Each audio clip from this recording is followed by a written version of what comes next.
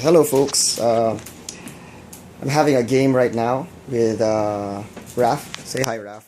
Hi. Yes. So we'll be playing 50 points game. The scenario is close quarters, so there are the two flags. My army currently is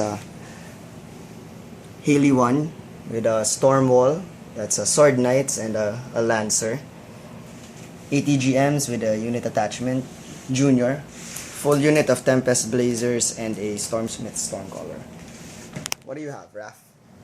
I have Horluk, Doom Shaper, and the Mauler, the Bomber, two Impalers, Mulg, an Axer, Fellcaller, and Janisa and the Swamp Gobbers. Alright, so it's gonna be start of round 1. Raph goes first. Okay, so Raph just finished his turn.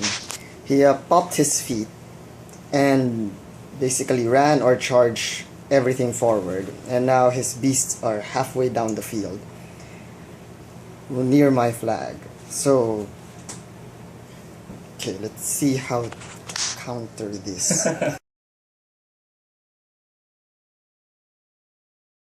Alright, so on my turn, Junior gave Stormwall an Arcane Shield and then moved. Stormwall ran. Lancer, along with the Sword Knights with it, also ran. Haley cast Arcane Shield. Did not cast it. Arcane Shield. She cast Temporal Barrier and then made a charge. Stormcaller ran. Blazers ran. ATGMs moved forward and then started shooting thunder shots to the beasts in the front, pushing a couple. The Mauler, the Bomber, and the two Impalers. So that's the end of my my turn.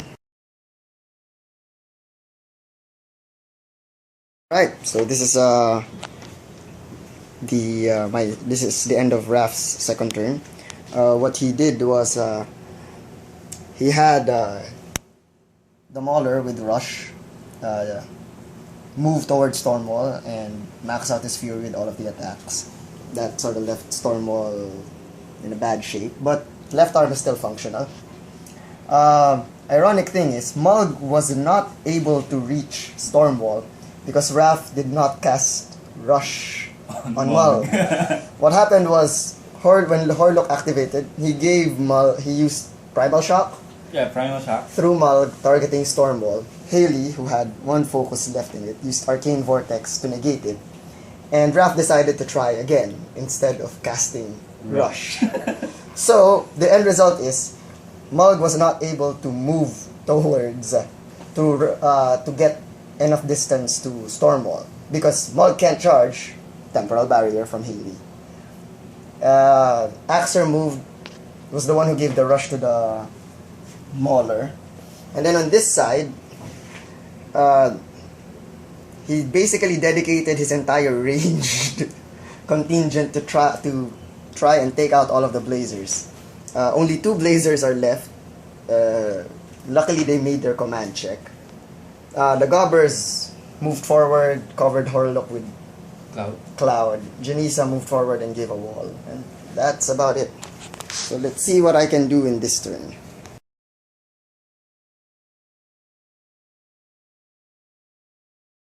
Okay, so the end of my second turn, the Lancer moved in between Mulg and the Axer, and then the Sword Knights did a charge. So there were a total of 3 Sword Knights that got a charge in on the Axer, 3 Sword Knights that got a charge in on Mulg.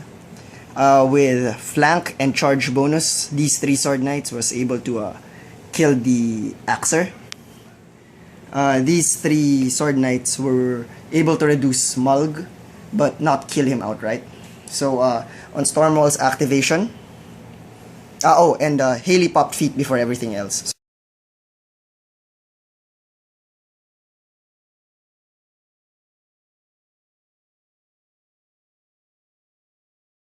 So these 3 actually had a total of 3 charge attacks, 3 flank attacks. These guys had the same thing. Storm Wall then activated. Shimmied over just to get Mulg within his reach. Used his right fist on Mulg, which killed him, and then used then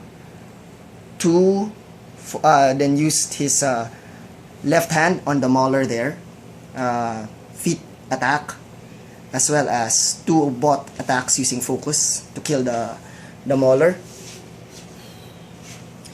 The ATGMs then advanced forward and took out the Gobbers, Janisa, and Fellcaller.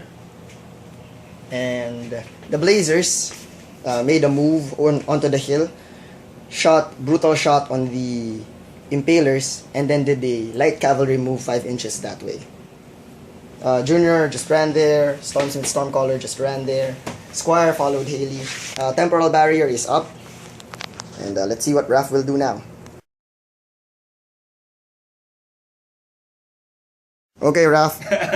So, you concede? Yeah, I concede. Okay. What are your thoughts of the game? Remember not to cast Primal Shock twice. Or if you wanna cast a spell, you just have to cast the rush. Yeah, the rush. You need speed. You need speed. Yeah. With Epic Horluk, yeah. Epic Horluk. Yeah. Because if you were able to rush, I'm pretty sure Stormwall would be dead, and then I would be the one who's hard pressed. Yeah. I'd probably have to dedicate. I would have probably been able to take out Mulg using the same technique I did here.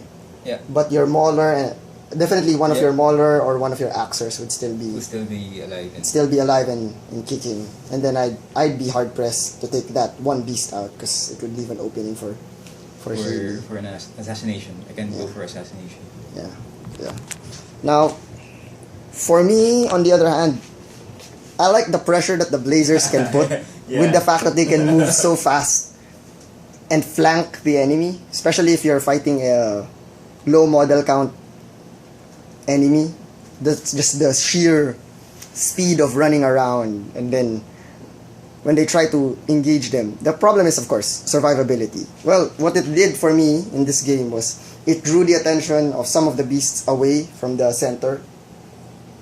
But then again, it was also a threat that Raph could not ignore, because if he did not deal with the Blazers would just roundabout behind Horluk, and then he'd really be in trouble. The 5 brutal shots is not something to laugh at. Yeah. Okay. Good game, sir.